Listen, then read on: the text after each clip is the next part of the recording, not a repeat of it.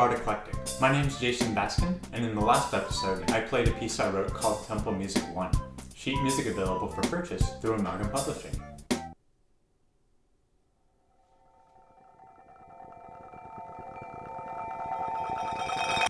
I'm going to start this episode off with an analysis of some of the things in Temple Music 1 that I think are interesting and might be helpful to others, with a strong emphasis on using found objects. Later in this episode, I'd like to use the instrumentation and some of the lessons I learned from this piece as a springboard to talk about applied music. For this discussion, applied music will mean taking lessons learned in this musical context and applying them elsewhere, sometimes in another musical context and sometimes in a more interdisciplinary way. Let's jump into some analysis.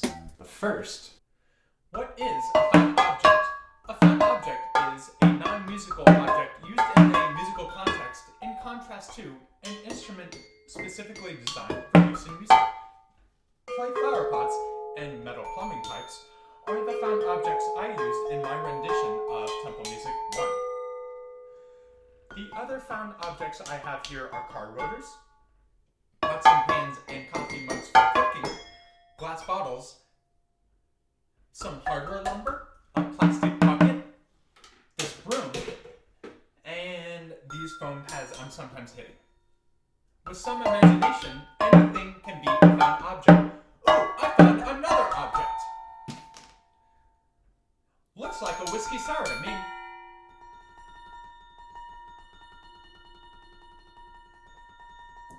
It was a whiskey sour, made with 2 parts bourbon to 1 part lemon juice to 1 part simple syrup made with toasted sugar, plus a dash of aromatic bitters from the look of it. Ooh.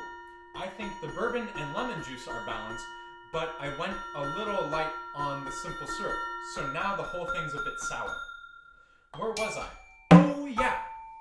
Stark and Blueman Group are great, well-known examples of performers using found objects in an inventive musical way. Some musical literature that features found objects includes Paul Lansky's Percussion Quartet Threads, which uses clay pots, metal pipes, and bottles. David Lang's solo The Anvil Chorus defines the instrumentation as resonant metals, semi-resonant metals, and non-resonant metals, along with conventional instruments like woodblocks and a kick drum. This free instrumentation allows the performer to choose found objects such as metal pipes, car rotors, and brick drums, or conventional instruments like bells, tam-tams, and cymbals. Lang's percussion quartet, The So-Called Laws of Nature, is a huge expansion of that kind of sound palette. In the first movement, each player has 7 graduated woodblocks or other pieces of wood, encouraging the performer to build the pieces themselves out of wooden blocks or planks. In the second movement, each player uses 7 tuned pieces of metal, so something like these metal pipes, as well as brake drums or other nasty pieces of metal. They also use tom-toms and a kick drum. In the third and final movement, each player has 3 teacups and 2 tuned flower pots, in addition to tuned bells, a guiro, and a woodblock. Those are fairly modern pieces, with Threads being from 2005, So-Called Laws of Nature from 2002, and The Anvil Chorus from 1991. More historical examples of found objects in pieces include John Cage's Third Construction from 1941, which uses graduated tin cans and a conch shell, along with a bunch of various percussion instruments. Then there's Edmund Ferrez's Ionization from around 1930, which uses a lot of orchestral percussion instruments, but also incorporates anvils, high and low sirens, as well as a whip, though you'd probably just use a slapstick. As a final example, Tchaikovsky's 1812 Overture from 1880 uses a piano, along with the orchestra, to simulate the programmatic elements of warfare in the piece.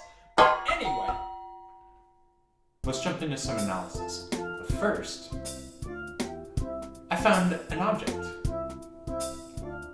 Looks like a Boston Sour to me. It is a Boston Sour.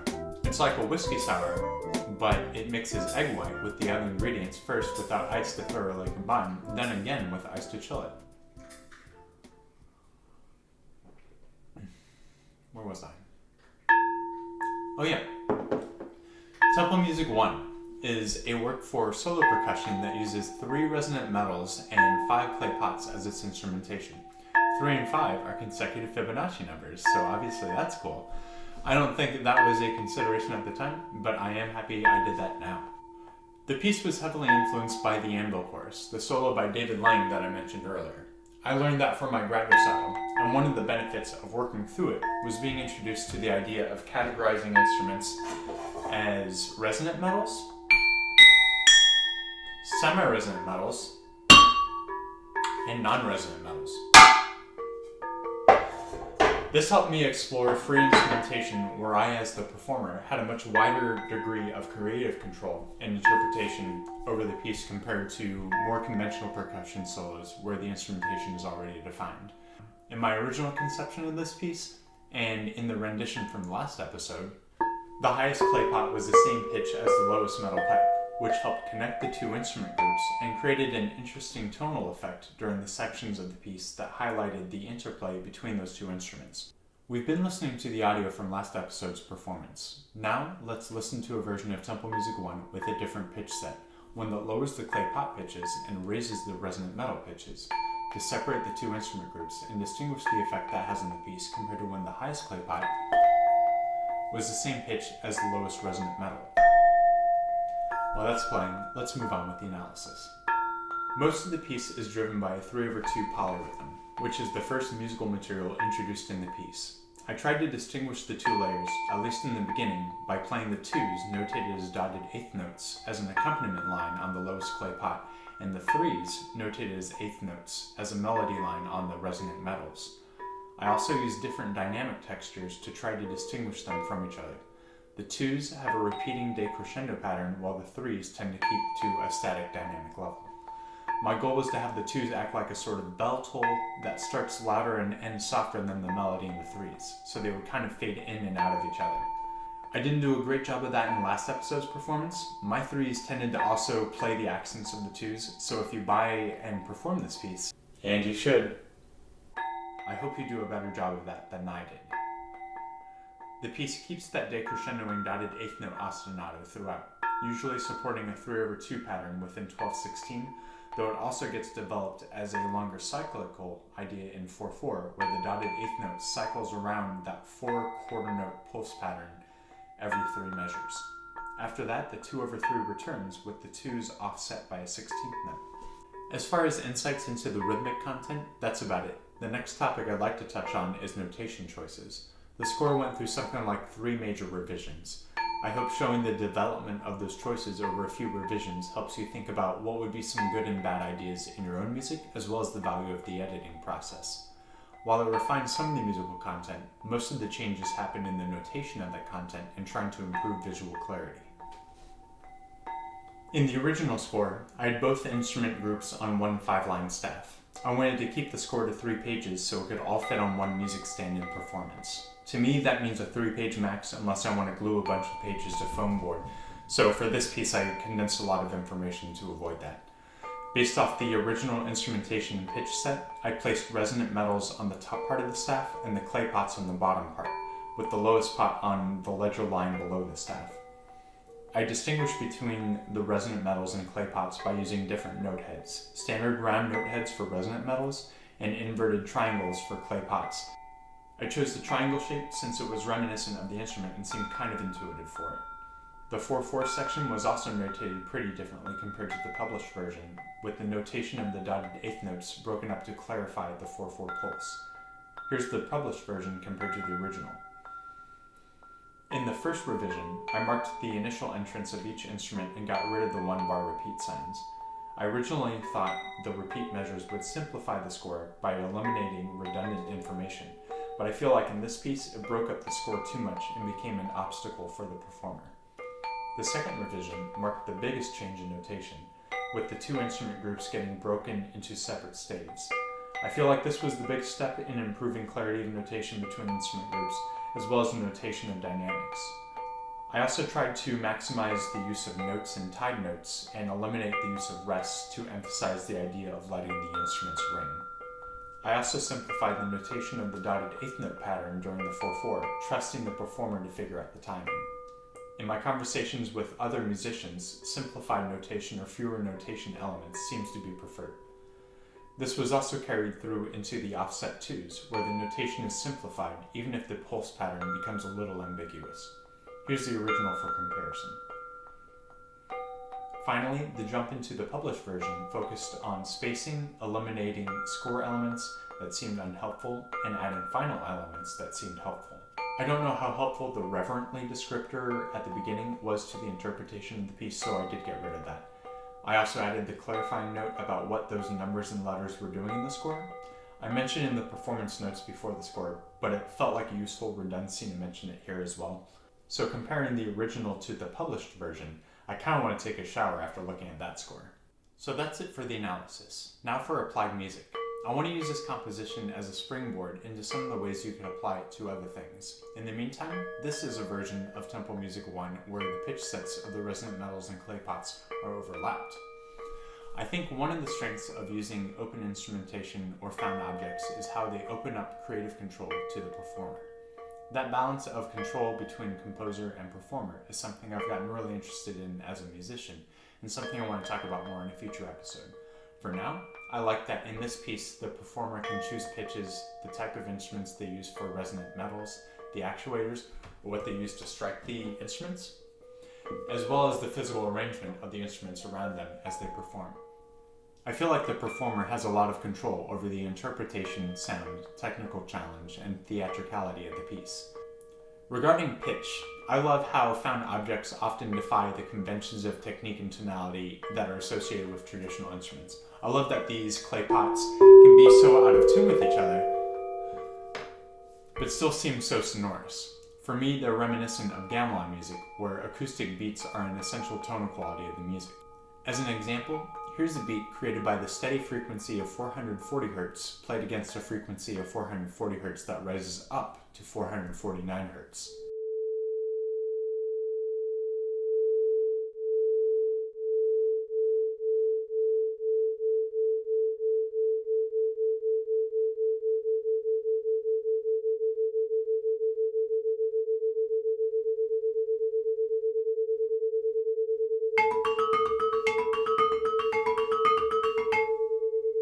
That being said, as performance practices get built up around compositions with found objects, they can still be subjected to a standard or level of rigidity we might find with traditional instruments.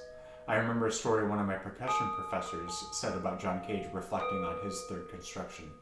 I guess he preferred using paint cans for the tin cans in the piece and was disappointed by the tonal quality of paint cans because it had changed over the years with changing manufacturing practices, which caused the nature of the piece to change. For myself, I love that the inconsistency in manufacturing these clay pots allows them to have such a wide pitch variety, but I'd also feel like potential versions of the piece would be lost if any of the ones I have break, because finding that exact pitch and tone would probably take a bit of searching and good fortune. Another lesson Tempo Music 1 gets me thinking about is ergonomics. In performing the piece, I need to set the instruments up so I can effectively play them. Both hands play on both instrument groups, so they both need to move around freely and quickly. Here are some different setups you could try to do with those 3 resonant metals and 5 clay pots.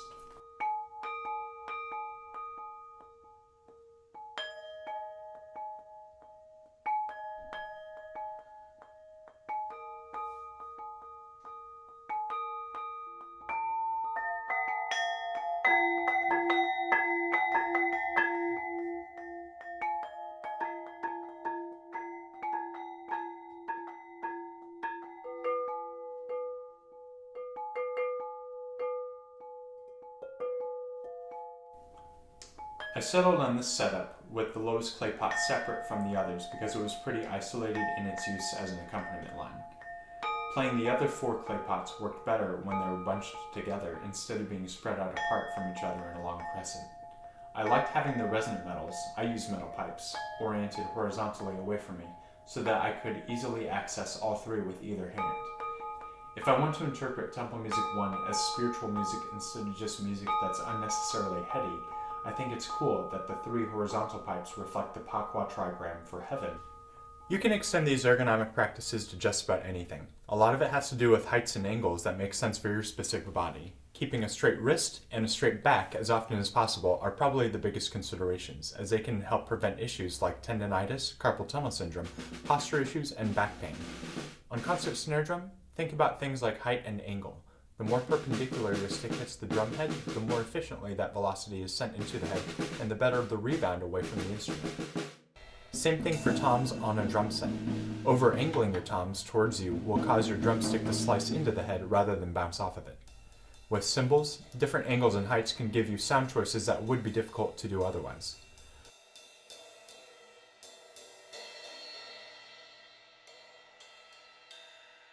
Or on the 5-octave marimba you wish you had after college to justify all the time you put into 4-mallet technique.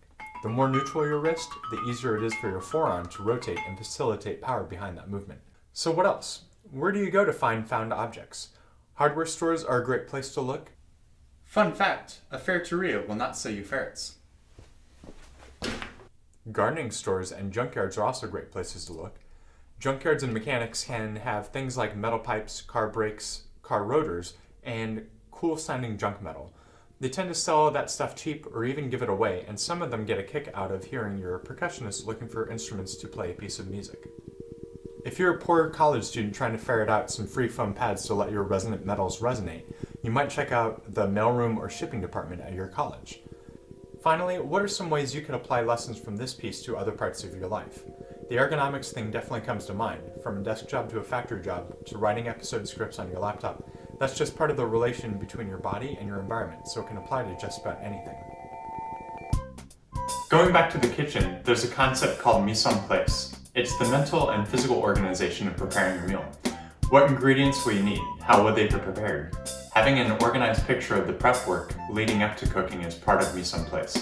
A basic mise en place oriented prep setup might include a honed knife, a damp towel under a cutting board so it doesn't slip around, a rimmed baking sheet in front of that for prepared ingredients, and maybe another baking sheet to the side for unprepared ingredients, a trash can for scraps, or better yet, some kind of freezer bag or bucket for saving scraps to make stock or compost.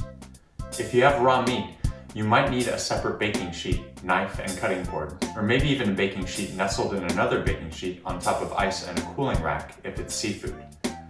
Think about which hand is dominant. What ingredients need to be reached immediately or most often? If there are other people around, can everyone move around freely? Think about the sequence in which you want to prep ingredients. This may depend on the size of the meal. Maybe you want to only dirty so many pots and pans, so you prep veggies first, then meat with the same equipment. Or maybe you want to get the meat searing as you prep veggies. That could mean more dishes, cleaning, and multitasking, but it might allow you to start some passive cooking processes while you go on to do things actively and save some time. Can you find any other lessons in Tempo Music 1 or found objects? Oh hey, I found another object. Next episode, I'll show you how to move the speed bag like a percussionist.